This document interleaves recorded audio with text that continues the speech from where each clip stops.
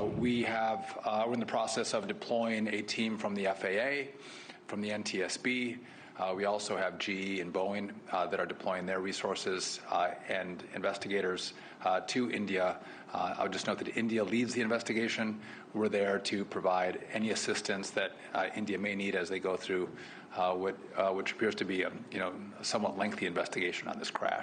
All right, Sean Duffy, the Transportation Secretary, he was laying out the next steps in this investigation into this Air India plane crash. They still have the cleanup happening nearly kind of early morning hours local time now. As a Boeing 787 Dreamliner is bound from London, crashed in a residential neighborhood within minutes of takeoff. The plane struck a medical school hostel and killed at least 5 students, injured at least 50 more on the ground. Air India confirming the crash killed 241 people on board. That includes 12 crew members. Now, some kind of miracle, though. There was one person who survived the crash. 40-year-old guy, here he is, British national. Look at him, just walking away here from the crash, heading over to an ambulance.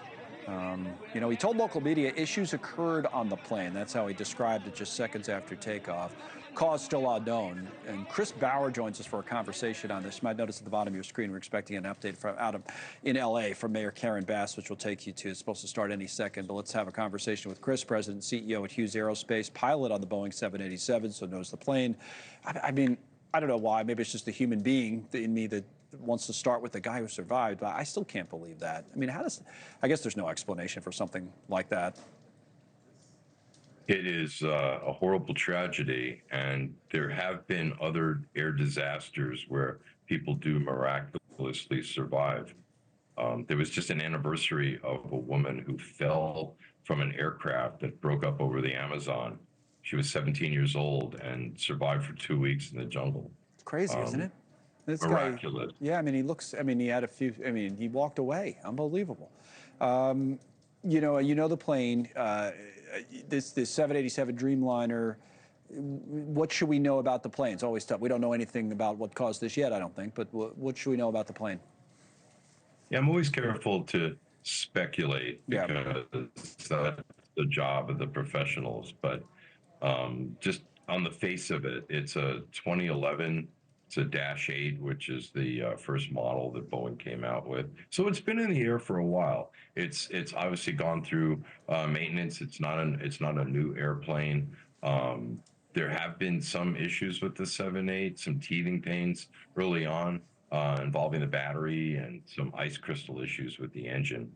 But on the face of it, the weather didn't seem to be a player in terms of wind shear. The crew obviously knew they had a problem because there was a mayday call. Yeah. One thing I kind of, looking at the video footage, you could see that the landing gear stays down after the plane took off. So that could have been just some sort of a malfunction or?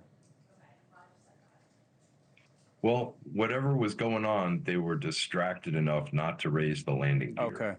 Okay. And that's unusual. If they had an engine failure, this airplane performs quite well. It's got a thrust asymmetry system in it that gives the pilots better control. The engines produce a significant amount of thrust, particularly down low like that.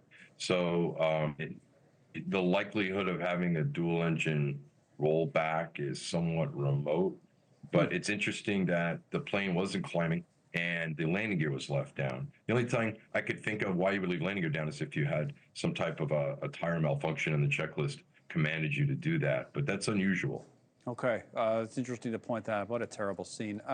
Okay, Chris, thank you. Chris Bauer on that. Thank you for watching. Subscribe below and download our NewsNation app right now on your phone, and you will get fact-based, unbiased news for all Americans.